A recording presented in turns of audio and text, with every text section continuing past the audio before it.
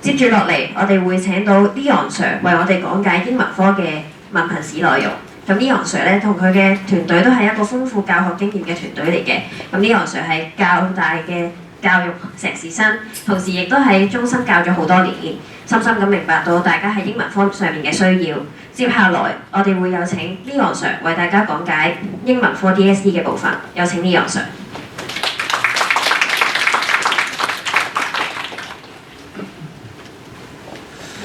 好，咁大家好啦，我叫做Leon Sir 啦。咁首先咧可以即係做少少自我介紹先啦。咁我都喺禮智度教咗幾年啦。咁我本身就係香港大學學士畢業嘅。咁而家咧就都係喺香港大學嗰度咧就攻讀緊呢一個英文教育碩士嘅。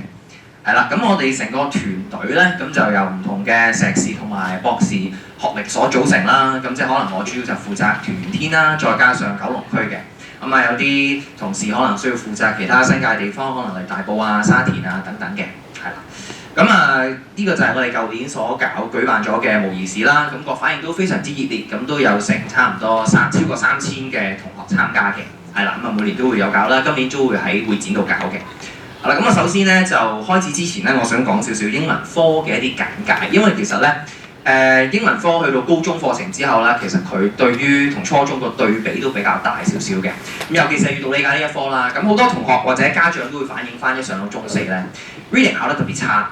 最主要嘅原因就係因為咧，其實 reading 呢一科咧，佢就一到高中咧就冇咗 grammar 嗰部分啦。通常咧初中考得好咧，或者叫做未見真章啦，因為咧就係佢有 grammar 部分，俾啲同學仔翻去温，有啲生詞去背，咁變咗咧佢就算真係 reading 嘅部分唔係話好高分咧，佢都可以靠 grammar 去拉分。咁但係去到高中或者甚至乎 DSE 咧係冇 grammar 呢個部分嘅，係啦，咁淨係去考你理解啦，咁所以變咗一到高中咧，咁嗰個 reading 就突然間考得好差啊，或者就經常性唔合格啊咁樣啦。咁 reading 都佔20%嘅，對於成個 DSE 英文嚟講。咁考好多唔同嘅題型啦，需要去睇2至3篇文章，再做大約67題到。咁其實有分2個部分嘅，想攞 level 4 or above 嘅同學咧，咁會做 B2 嘅部分，即係難啲嘅部分啦。想攞3嘅話咧，咁就會做 B1 嘅部分嘅。係啦，咁再繼續去講解少少 writing 嘅部分咧，其實就相反啦，同初中差唔多，純粹佢字數要求更高，咁要寫2篇文章啦。限時2個鐘作考你25%，咁其實一篇就短文，一篇長文。咁短文冇得揀嘅，長文咧以前就不嬲係8揀1，咁而家咧喺前年開始咧就轉咗做4揀1，係啦，咁就即係希望學生可能喺再濃縮啲嘅範圍內透過寫多唔同嘅內容啦，咁我可以攞到更高嘅分數。咁對於一啲水平較弱嘅同學嚟講都係比較挑戰嘅，因為可能其實字數上都考得比較多。咁啱啱聽咗黃 Sir 所講個死亡之卷啦，咁如果你問我咧英文嘅死亡之卷咧，我一定會揀 listening and integrated skills。點解咧？因為呢一份卷嘅佔分係非常之多嘅，係30%啦。咁同埋咧，其實佢同中3或者初中又係好大分別嘅，因為咧 listening 咧首先佢 part A 啦係4 part 係純粹聆聽部分。去到 B part 咧，咁就有樣嘢叫做 data file 啦，叫 integrated 嘅 skills 啦，意思即係話咧，需要學生去分析唔同嘅資料，大約可能多到去十幾版咁樣啦。OK， 咁然之後再去寫3篇文出嚟，係啦，咁所以呢一個係考學生嗰個理解能力啦、分析資料嘅能力啦，而詞彙都係極度重要嘅。咁好多我過往嘅學生咧，都係因為呢一份卷咧，而導致到佢整體英文成績咧係下跌啦，甚至乎係攞唔到佢理想心目中嘅成績啦。咁所以呢份卷大家都要重點關注啦。最後啦，咁就到 speaking 嘅部分。咁相對上咧，其實英文就咁多年嚟都係會考晒呢4份卷啦。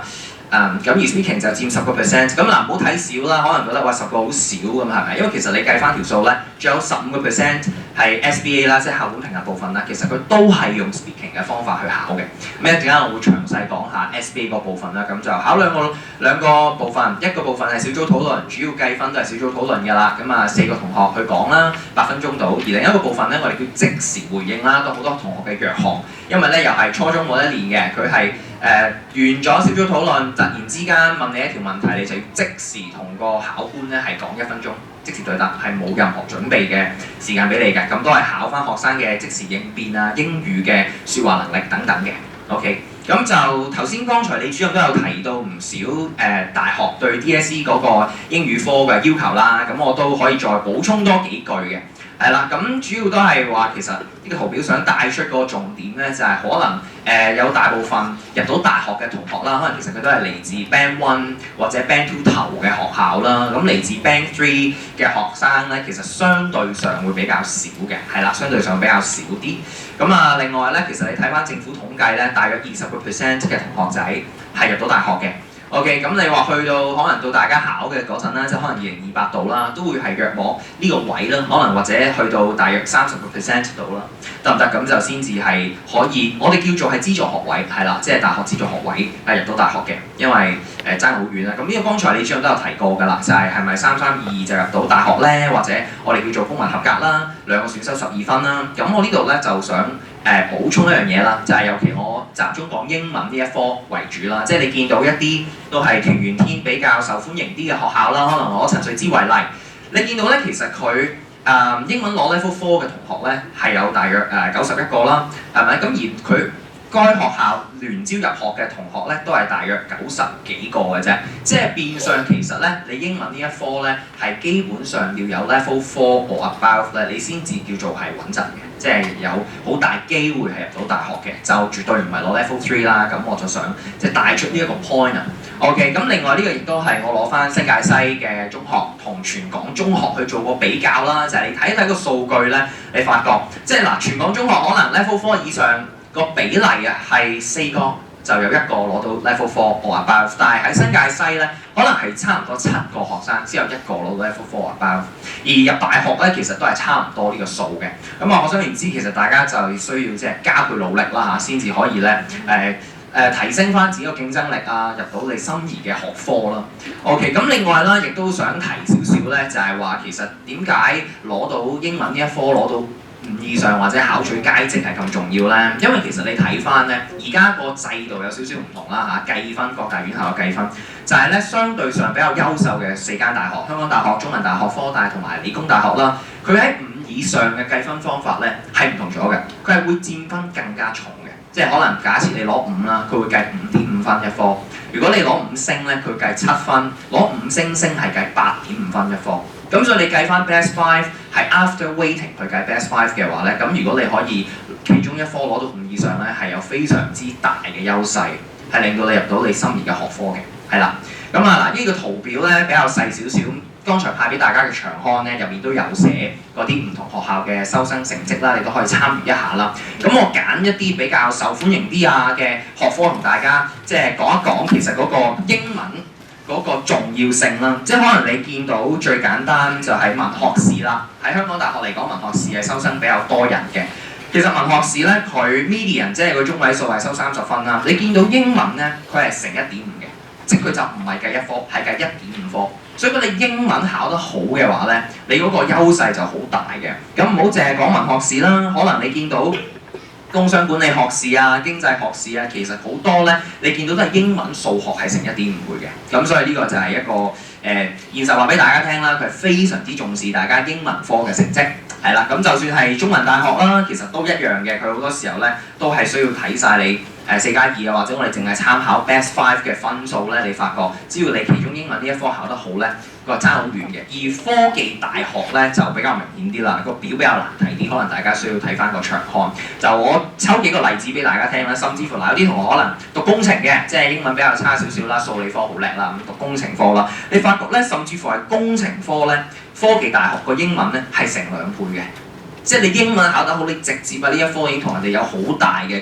差距㗎啦。所以其實變相就係嗱，科技大學咧我都唔使點講啦，佢每一科都係乘2嘅英文。咁所以變咗，如果你心儀大學係科技大學嘅話咧，咁同學就要加把勁喺英文呢一科度考取好嘅成績啦。OK， 咁而理工大學同樣地啦，你見最受歡迎我哋叫神科啊，理工大學嘅神科包括物理治療啦，可能係職業治療等等啦，佢哋都係睇 Best 6啦，而你計翻條數咧，英文都係絕對要攞4以上嘅，係啦。咁另外就可以講下我哋大概係會點樣幫助同學啦。嗱，咁首先咧。大家要明白到就係可能校內老師佢都會遇到個困難嘅，就係佢唔係話好有豐富嘅 DSE 課程嘅題目啦，就或者有咧佢都未必會上堂做嘅，可能佢都會留嚟做考試卷，而且咧佢本身嗰個班就比較多人少少啊，未必話可以分到程度咧，去就翻比較叻啲啦，或者進度緩慢啲嘅同學仔嘅，係啦。咁同埋好多同學都反映翻就係校內語文老師即係可能中英文嘅老師咧，都係講得好慢啊、好悶啊等等啦。咁而我哋主要咧，即係英文呢一科上面咧，我哋就罕有地係分咗程度去上嘅，即係我哋有分基礎班啦、常規班啦同埋拔尖班啦。即係嘅意思就係話啦，基礎班可能你 aim 係 for level 2、level 3。常規班係 level 4，即係希望大學啦；而拔尖班咧就本身係英中嘅同學啊，佢希望讀神科嘅，咁要攞到 5 or above 嘅話咧，咁我哋會推薦佢上拔尖班啦。咁喺考試啊、測驗期間咧，我哋都會有好多額外嘅操卷時段，咁啊俾同學咧就學以致用啦，唔係淨係單單話聽書就夠嘅，可能都要即時操練啊。亦都有呢個無限嘅改文服務咧，即係無限意思係無論學生交幾多篇俾我啦，我都會改翻俾佢嘅。係啦，咁啊 WhatsApp 嗰24小時我誇張啲咁寫啦，因為咧都係我自己個手機嚟嘅，咁啊公司手機我都幾乎更新咁滯，咁所以有啲同學甚至乎可能凌晨2點揾我咧，假設我未瞓覺都勉強覆到嘅，係啦，咁就一個線上嘅支援翻啲同學仔啦，任何問題都可以問翻我哋，咁你見到就係所有嘅作文都係我親自批改翻嘅，係啦，或者可能我哋團隊唔同老師都會批改啦 ，OK， 咁就因為大家可能咧作文嗰度我講多少少，好多同學都係就算。學校老師改完咧，佢都照俾篇文我講，問佢做咩我又要改一次？佢話：我學校個老師咧，佢即我睇翻啦，完全冇任何改過嘅痕跡，淨係得3個分數咁樣。即係你完全唔知道自己個問題喺邊度啊，邊個位作得唔夠好啊，完全冇任何 comment 嘅。咁我哋個改文嗰度咧，就主要都係會詳細啲指出晒學生每一個問題啦。我嘅 style 本身就係即係指出佢所有問題，即係寫錯咗嘅就要同佢講翻，咁啊等佢可以咧就下次做得更加好啦，係啦。咁到你話考試期間咧，我哋就會分唔同嘅試卷，做一個筆記咁樣去咧，逐份試卷教翻佢哋嘅一啲試題應試嘅技巧啦。即係其實我哋英文個課堂咧都係技巧為主嘅，我哋叫 skills based 啦。OK， 咁就係每一份分卷教翻佢哋一啲答題嘅技巧啊、框架啊等等啦，咁俾啲同學仔咧可以更加熟習呢個 DSE 嘅考試。OK， 咁就亦都可能會派好多海量練習啊，即係又有筆記啦，本身有自己嘅筆記，亦都有好多唔同分卷嘅練習，咁俾同學翻去做啦，嚟操卷做啦，堂上可能會做少少啦，咁啊去做翻個功課嘅，係啦。咁而家咧就想重點講下呢一個 SBA 嘅內容啦。嗱 SBA 咧其實就點解我話重要咧？嗱呢個係隱藏分卷，因為嗱佢就咁講，你會覺得考4份卷啦，係咪？咁啊 speaking 頭先講嘅係佔10%。其實 SBA 咧係佔15%嘅，喺成個 DSE 嚟講。咁但係 SBA 係點樣考嘅咧？佢考嘅方法咧係校內老師同你考嘅。OK， 咁佢係有2種模式去考啦。佢總共會計2次嘅。一次咧佢就係會喺你中5嘅下學期啦，多數學校；另一次就係中6嘅上學期。咁有啲學校例如可能團天啊啲學生咁樣啦，佢哋係中5就考晒2次㗎啦。OK， 咁佢每一次咧就佔7.5%。係啦，咁考啲咩嘅咧？嗱，有一次咧就好似我而家咁樣嘅喎，要個學生喎，好似我而家咁樣企喺度，咁就對全班同學咧就講3至5分鐘去分享嘅，係啦 ，personal sharing 嚟嘅。而另一種考法咧就係小組討論，4個同學啦，咁啊喺度討論啦，咁討論啲內容主要係圍繞翻一本書睇過嘅書啦，或者電影 ，OK， 咁就去考核翻你嘅成個説話能力嘅。咁點解佢話港島區名校有絕對優勢咧？因為可能本身佢哋接觸嘅嗰個英語嘅環境比較豐富啲嘅，咁其實本身佢哋嗰個説話能力啊各樣咧都已經比較好啲，咁變咗咧再加上就係話學校老師咧係唔可以指導嘅，呢個咧係考評局嘅要求嚟嘅，因為咧如果佢俾太多嘅指引咧，佢會有失呢個公平性，因為嗰個評分嘅方法每一間學校老師各自俾分啦，咁所以好多時候咧個老師就淨係等條題目俾你，跟住就同你講2個禮拜後我哋會考啦咁樣。咁就唔會再講任何指示㗎啦，係啦，咁啊變咗好多同學咧都好似好驚啦，咁就係咁問我要點樣做啊？其實係做緊啲咩啊？甚至乎係點考咩都未知嘅。OK， 咁所以呢一個部分咧，我哋就會俾同學仔就好豐富嘅指導啦，係啦，咁包括係咩咧？嗱，首先我哋有好多我哋極度強烈建議，我哋以往學生係因為用呢幾本書、呢幾套電影而考取非常之高分，滿分都有試過嘅一啲例子啦、示範啦，咁啊將啲一系列嘅資料都俾晒你先，係啦。咁另外亦都會叫啲同學仔，因為而家咧唔同學校咧個考法可能會轉咗少少嘅，咁啊叫佢 send 個題目俾我啊，幫佢分析下其實要答啲咩。喺佢寫好咗之後咧，我哋再幫佢改一次。OK， 咁改完之後咧，有啲甚至乎係咧，因為要讀㗎嘛，咁佢係會讀一次俾我聽，我再同佢執埋讀音嘅。OK， 咁有啲就可能會係即係用啲課外額外嘅時間啦，同佢 Zoom 啦、WhatsApp 為主啦，係啦，聽 send 啲 voice 嘅 message 俾佢啦，咁啊話翻俾佢聽咧，要點樣做得更加好。OK， 咁啊希望佢可以咧考得好啲。咁所以有啲學生係真係咧。真實例子就係我以前有個學生，佢係本身讀 Band 3嘅學校，咁英文都唔係話咁叻，唔係考前列分子嘅，但係佢淨係 SBA 係考全級第一，淨係 SBA。OK， 咁但係其實呢樣嘢都好重要㗎啦，已經，因為佢係好多時候都會計到你校內嘅嗰個平時分啦，咁你都可以靠呢份卷咧幫你拉分嘅，係啦。咁呢個就係幫翻我哋 SBA 嘅同學啦。咁最後就係一啲我哋過往嘅優異同學仔嘅一啲例子啊，咁你見到其實我想帶出嘅重點就係咧，好多時候啊，就算係可能全級考第一嘅同學啊，考頭幾名嘅同學咧，佢哋都係會好踴躍去額外操卷嘅，因為大家都要明白一樣嘢就係，始終你英文雖然係語文科啦，咁但係操練都好緊要嘅，即係我教完你一堆唔同嘅技巧，咁你都要應用啊嘛，係咪先？講真，我俾10份嘢你翻去做，咁啲阿爸媽都好清楚啦，個小朋友喺屋企肯做幾多咧，係咪？咁所以逼佢落嚟上多啲做多啲卷，咁其實咧絕對係會有一個壓倒性嘅優勢嘅，係啦，咁呢啲都係一啲進步名單啦，主要都係話咧做得特別多啊，操卷操得特別多嘅同學仔，咁亦都可以係啦，呢啲係過往唔同嘅入到神科嘅同學仔啦嚇，係啦，咁就算亦都可以分享多個即係有趣嘅故事啦嚇，即係可能我以前有個學生，